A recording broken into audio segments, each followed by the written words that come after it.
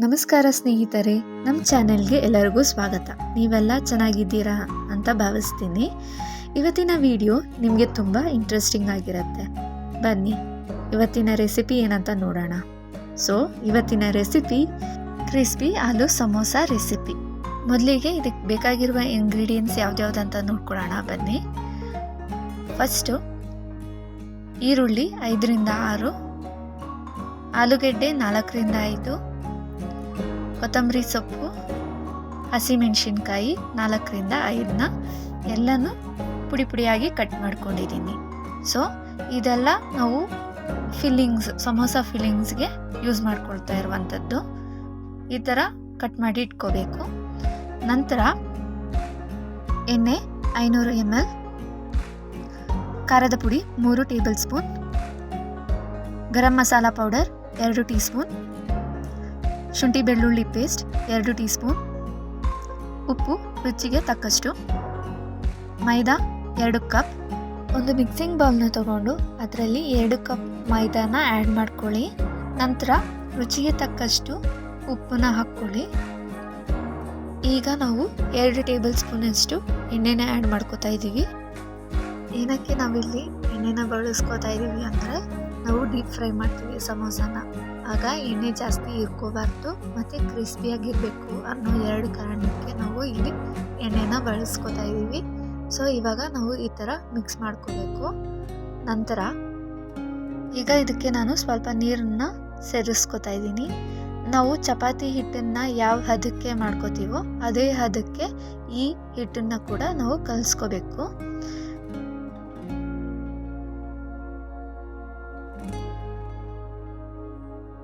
ಈ ಹಿಟ್ಟಿಗೆ ನಾನು 2 ಸ್ಪೂನಷ್ಟು ಎಣ್ಣೆನ ಹಾಕೋತಾ ಇದ್ದೀನಿ. ಹಾಕ್ಕೊಂಡು ಚೆನ್ನಾಗಿ ಎಲ್ಲ ಕಡೆಯೂ ಎಣ್ಣೆ ಅಂಟ್ಕೊಳ್ಳೋ ಹಾಗೆ ಮಿಕ್ಸ್ ಮಾಡ್ಕೊಳ್ಳೋಣ. ಇದನ್ನು ಒಂದು ಕಡೆ 20ರಿಂದ 30 ನಿಮಿಷ ಪ್ಲೇಟ್ ಹಾಕಿ ಮುಚ್ಚಿ ಒಂದು ಸೈಡ್ಗೆ ಇಟ್ಟಿರ್ತೀನಿ. ಈಗ ಅದೇ ಟೈಮ್ನಲ್ಲಿ ಒಂದು ಪಾತ್ರೆಯಲ್ಲಿ ಈರುಳ್ಳಿ, ಆಲೂಗೆಡ್ಡೆ,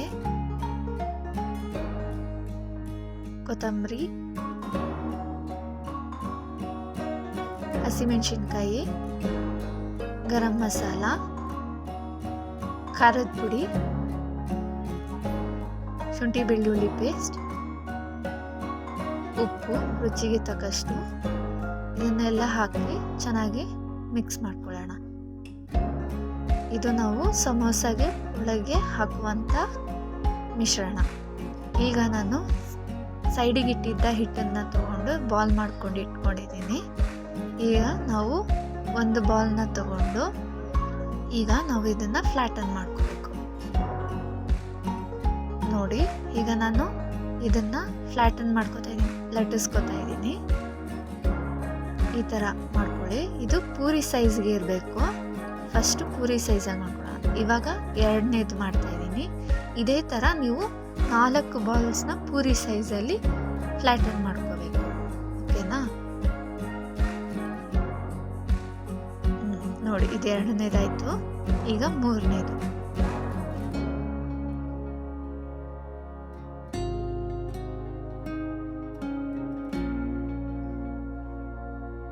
ಈ ಥರ ಇದನ್ನು ಪೂರಿ ಸೈಜಲ್ಲಿ ಮಾಡಿ ಆಯಿತು. ಇವಾಗ 4ನೇದು.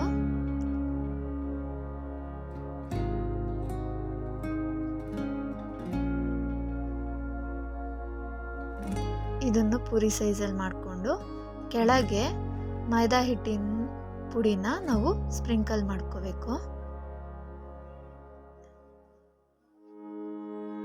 ಕೆಳಗೆ ಫಸ್ಟ್ ಹಾಕ್ಕೊಳ್ಳೋಣ. ಈಗ ಒಂದು ಲೇಯರ್ನ ಹಿಟ್ಟು ಇದಕ್ಕೆ ಮೇಲೆ ಆಯಿಲ್ ಹಾಕಿ ಸ್ಪ್ರೆಡ್ ಮಾಡ್ಕೋಬೇಕು. ಈಗ ಮೈದಾ ಹಿಟ್ಟನ್ನು ಸ್ಪ್ರಿಂಕಲ್ ಮಾಡಿಕೊಂಡು ಒಂದು ಲೇಯರ್ನ ಅದ್ರ ಮೇಲೆ ಹಾಕಬೇಕು. ಇದೇ ಥರ ನೀವು 4 ಬಾರಿ ಮಾಡಬೇಕು. ಈಗ ಈ ವಿಡಿಯೋನ ನೀವು ಸ್ಕಿಪ್ ಮಾಡ್ದಿರ ನೋಡಿ.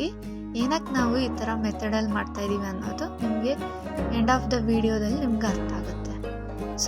ತಿರ್ಗಾ ನೀವು ಆಯಿಲ್ನ ಹಾಕ್ಕೊಂಡು ಮೈದಾ ಹಿಟ್ಟನ್ನು ಸ್ಪ್ರಿಂಕಲ್ ಮಾಡ್ಕೋಬೇಕು. ಇವಾಗ ತಿರ್ಗಾ 4ನೇ ಲೇಯರ್ನ ಹಾಕಿ ಆಯಿಲ್ ಹಾಕ್ಕೊಂಡು ಮೈದಾ ಹಿಟ್ಟನ್ನು ಸ್ಪ್ರಿಂಕಲ್ ಮಾಡ್ಕೊಳ್ಳಿ. ಈ ಥರ ಮಾಡ್ಕೊಂಡ್ಮೇಲೆ ತಿರ್ಗಾ ನೀವು ಲಟ್ಟಿಸ್ಕೋಬೇಕು, ಫ್ಲ್ಯಾಟನ್ ಮಾಡ್ಕೊಳ್ಳಿ. ಇವಾಗ ನೀವು ಇದನ್ನ ಲಟ್ಟಿಸ್ಕೊತಾ ಇದ್ದೀರಲ್ಲ, ಇದು ಬಂದು ಚಪಾತಿಗಿಂತ ಸ್ವಲ್ಪ ದೊಡ್ಡದಾಗಿ ಇರಬೇಕು.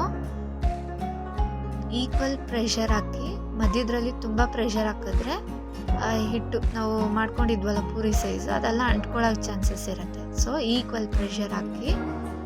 ಈಗ ಇದು ಆಲ್ಮೋಸ್ಟ್ ರೆಡಿ ಆಗಿದೆ. ಒಂದು ಕಡೆ ಗ್ಯಾಸ್ ಸ್ಟವ್ ಮೇಲೆ ನಾನು ತವಾ ಇಟ್ಟು ಬಿಸಿ ಆಗ್ಲಿಕ್ಕೆ ಬಿಟ್ಟಿದ್ದೀನಿ. ಇವಾಗ ಅದ್ರ ಮೇಲೆ ಇದನ್ನು ಹಾಕ್ಕೊಳ್ಳೋಣ. ಅವಾಗಲೇ ನಾನು ಹೇಳಿದೆ ಆಯಿಲ್ ಹಾಕಿ ಸ್ಪ್ರಿಂಕಲ್ ಮಾಡಿ ಮೈದಾನ ಅಂತ ಹೇಳಿದ್ನಲ್ಲ, ಯಾಕೆ ಅಂತ ಇವಾಗ ಗೊತ್ತಾಗುತ್ತೆ. ಇವಾಗ ಇದು ಕಲರ್ ಚೇಂಜ್ ಆಗಿದೆಯಲ್ಲ, ತುಂಬ ಬೇಯಲಿಕ್ಕೆ ಬಿಟ್ಟಿಲ್ಲ ನಾವು, ಸುಮ್ಮನೆ ಕಲರ್ ಚೇಂಜ್ ಆಗಿದ ತಕ್ಷಣ ಲೇಯರ್ ಬೈ ಲೇಯರ್ನ ನಾವು ತೆಗಿತಾ ಇದ್ದೀವಿ. ಇದೇ ಕಾರಣಕ್ಕೆ ನಾನು ಆವಾಗಲೇ ಹೇಳಿದ್ದು ಆಯಿಲ್ ಮತ್ತು ಮೈದಾ ಹಾಕಿ ಸ್ಪ್ರಿಂಕಲ್ ಮಾಡಿ ಅಂತ. ಸೊ ಇವಾಗ ಒಂದು ಲೇಯರ್ ತೆಗ್ದಾಯ್ತು. ಇವಾಗ 2ನೇ ಲೇಯರ್ ತೆಗ್ದಿದ್ದೀವಿ. ಈಗ 3ನೇ ಲೇಯರು, ಇದು 4ನೇ ಲೇಯರ್. ಸೊ ಇವಾಗ 4 ಲೇಯರ್ನ ಸಪ್ರೇಟ್ ಮಾಡಿ ತೊಗೊಂಡಿದ್ದೀವಿ ನಾವು. ಇದನ್ನು ಪ್ರಾಪರಾಗಿ ಅರೇಂಜ್ ಮಾಡಿ ಇವಾಗ 2 ಈಕ್ವಲ್ ಪಾರ್ಟ್ಸ್ ಆಗಿ ನಾವು ಕಟ್ ಮಾಡ್ಕೋಬೇಕು. ಈಗ ನಾವು ನೈಫ್ ತಗೊಂಡು ಈಕ್ವಲ್ ಪಾರ್ಟ್ ಆಗಿ ಕಟ್ ಮಾಡ್ಕೋತಾ ಇದ್ದೀವಿ.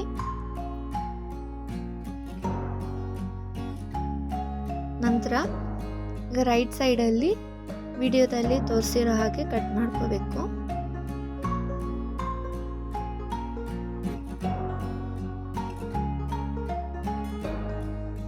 ಲೆಫ್ಟ್ ಸೈಡಲ್ಲೂ ಅಷ್ಟೇ ಅದೇ ಥರ ಕಟ್ ಮಾಡ್ಕೊಳ್ಳಿ. ಇವಾಗ ರೈಟ್ ಸೈಡ್ ಪಾರ್ಟು ಮತ್ತು ಲೆಫ್ಟ್ ಸೈಡಲ್ಲಿರೋ ಪಾರ್ಟ್ ಕೂಡ ತೆಗೆದು ನೀವು ಬೇಕಂದರೆ ಚಿಪ್ಸ್ ಆಗಿ ಆಯಿಲಲ್ಲಿ ಫ್ರೈ ಮಾಡ್ಕೋಬೋದು. ಇವಾಗ ಈ 2 ಭಾಗ ಇದೆಯಲ್ಲ, ಇದನ್ನು ನಾವು ಸಮೋಸಾಗೆ ಔಟರ್ ಲೇಯರ್ ಆಗಿ ಯೂಸ್ ಮಾಡ್ಕೋತಾ ಇದ್ದೀವಿ. ಓಕೆನಾ? ಸೊ ಇದನ್ನು ಸಪ್ರೇಟಾಗಿ ಮಾಡಿ ಇಟ್ಕೊಳ್ಳಿ ಒಂದು ಕಡೆ. ಈಗ ಇದಕ್ಕೆ ನಾವು ಗಮ್ನ ರೆಡಿ ಮಾಡ್ಕೋಬೇಕು. ಇದನ್ನು ಅಂಟು ಅಂತ ಹೇಳ್ತಾರೆ. ಇವಾಗ ಅದಕ್ಕೆ ನಾವು 3ರಿಂದ 4 ಸ್ಪೂನ್ ಮೈದಾ ತೊಗೊಂಡಿದ್ದೀವಿ. ಅದಕ್ಕೆ ಸ್ವಲ್ಪ ನೀರು ಹಾಕಿ ಈ ಅಂಟನ್ನು ರೆಡಿ ಮಾಡ್ಕೋಬೇಕು. ಸ್ವಲ್ಪ ಹಾಕಿ, ತುಂಬ ನೀರಾಗಬಾರ್ದು, ಸ್ವಲ್ಪ ಗಟ್ಟಿಯಾಗಿರಬೇಕು. ಸೊ ಇದಕ್ಕೆ ಇನ್ನು ಸ್ವಲ್ಪ ನೀರು ಹಾಕ್ಕೊಳ್ಳೋಣ.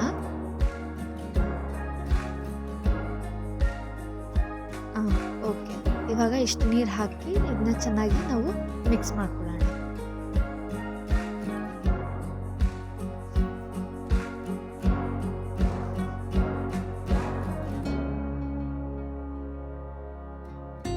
ಇದು ಇವಾಗ ಕರೆಕ್ಟ್ ಕನ್ಸಿಸ್ಟೆನ್ಸಿಯಲ್ಲಿದೆ. ಸೊ ಇವಾಗ ಅದು ರೆಡಿ ಆಯಿತು. ಇವಾಗ ನಾವು ಫೋಲ್ಡಿಂಗ್ನ ಮಾಡ್ಕೊಳ್ಳೋಣ. ಇವಾಗ ಸಮೋಸಾಗೆ ನಾವು ಮಾಡಿಟ್ಟಿದ್ದಂಥ ಆ ಲೇಯರ್ನ ಫೋಲ್ಡ್ ಮಾಡಿಕೊಂಡು ಮತ್ತು ಈ ಪೊಟೇಟೊ ಫಿಲ್ಲಿಂಗ್ಸ್ನ ಇದ್ರೊಳಗೆ ಹಾಕ್ಕೊಳ್ಳೋಣ. ಜಾಸ್ತಿ ಹಾಕಬಾರ್ದು, ಎಷ್ಟು ಬೇಕೋ ಅಷ್ಟು ಹಾಕ್ಕೊಂಡು ಇವಾಗ ಇದನ್ನು ನಾವು ಫೋಲ್ಡ್ ಮಾಡ್ಕೊಳ್ಳೋಣ. ಈ ಫೋಲ್ಡ್ ಮಾಡೋದಕ್ಕೆ ನಾವು ಅಂಟನ್ನು ರೆಡಿ ಮಾಡ್ಕೊಂಡಿದ್ದೀವಲ್ಲ, ಅದನ್ನು ಹಾಕ್ಕೊಳ್ಳೋಣ. ಈ ಅಂಟು ಮಾಡ್ಕೊಂಡಿರೋದಕ್ಕೆ ಏನಪ್ಪ ಅಂದರೆ, ನಾವು ಆಯಿಲಲ್ಲಿ ಹಾಕಿದಾಗ ಓಪನ್ ಆಗೋ ಚಾನ್ಸಸ್ ಇರುತ್ತೆ. ಸೊ ನಾವು ಈ ಗಮ್ನ ಹಾಕಿ ಚೆನ್ನಾಗಿ ಪೇಸ್ಟ್ ಮಾಡ್ಕೊಳ್ಳೋಣ. ಸೊ ಹೀಗೆ ಪೇಸ್ಟ್ ಮಾಡಿಕೊಂಡು ಅದನ್ನ ಒಂದು ಕಡೆ ಇಡೋಣ. ಸೊ ಈಗ ನಾನು ಗ್ಯಾಸ್ ಸ್ಟವ್ ಮೇಲೆ ಒಂದು ಬಾಣಲೆ ಇಟ್ಟು ಅದರಲ್ಲಿ ಆಯಿಲ್ ಹಾಕ್ತಾ ಇದ್ದೀನಿ. ಅದು ಬಿಸಿ ಆದಮೇಲೆ ಇವಾಗ ನಾವು ಮಾಡಿಟ್ಟಿರುವಂತಹ ಸಮೋಸಗಳನ್ನ ಅದರಲ್ಲಿ ಹಾಕೋಣ.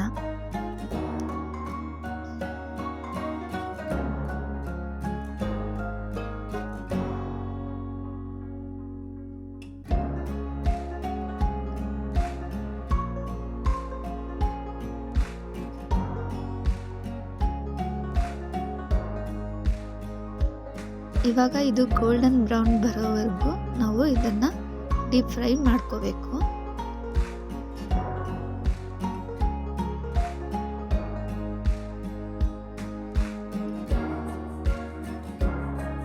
ಇದನ್ನು ನೀವು ಲೋ ಫ್ಲೇಮಲ್ಲಿ ಇಟ್ಟೆ ಡೀಪ್ ಫ್ರೈ ಮಾಡಬೇಕು.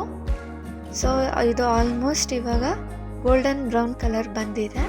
ನಾವು ಇದನ್ನು ಬೇರೆ ಪ್ಲೇಟಿಗೆ ಟ್ರಾನ್ಸ್ಫರ್ ಮಾಡ್ಕೊಳ್ಳೋಣ.